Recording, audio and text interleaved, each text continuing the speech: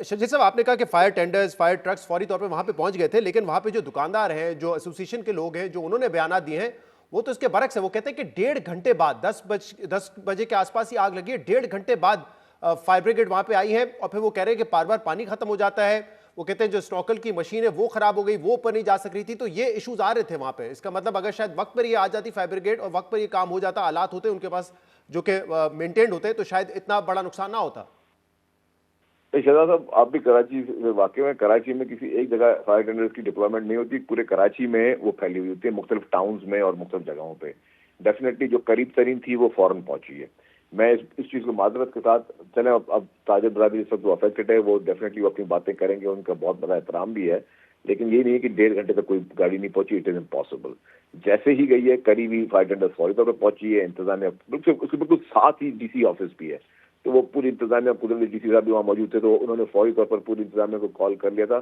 सब लोग वहाँ इमीडिएटली पहुंच चुके थे। ये नहीं कि जो कोई मौजूद नहीं था, सब पहुंच गए। ज़ाहिर है जो करीब गाड़ी थी वो जल्दी पहुंची, जो गाड़ी दूसरे टाउन से आनी थी या दूसरी जगहों से आनी थी उसको थोड़ा टाइम लगा हुआ। और जहाँ तक ब्राउजर्स की बात है, पानी ज़ाहिर है जब हर फायर टेंडर में पानी होता है, जब पानी खत्म होगा तो फिर दूसरा पानी डाला जाता है, इसमें उसके लिए भी टैंकर्स मंगवा लिए गए थे।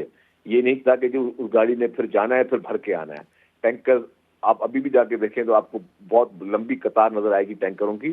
तो वाटर टैंकर वहाँ पे वाफर मकदार में मौजूद है। सब ये नहीं कि जी पानी की शॉर्टेज है या फोमिंग की शॉर्टेज है या किसी और चीज की शॉर्टेज है।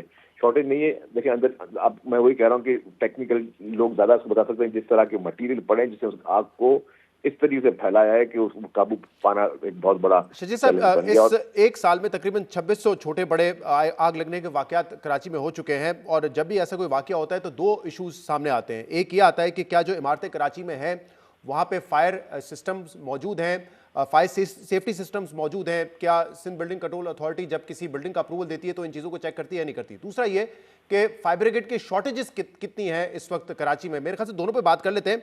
2023 में जब आग लगी थी, केएमसी जो मेयर है मुर्तज़ा वहाब साहब, उन्होंने कहा ऑडिट करवाएंगे, और फिर उन्होंने जो सिंध हाई कोर्ट में रिपोर्ट जमा करवाई उसके मुताबिक 265 बिल्डिंग्स का सर्वे किया गया, जिसमें 155 में फायर अलार्म, स्मोक डिटेक्टर, कोई फायर सेफ्टी सिस्टम नहीं था।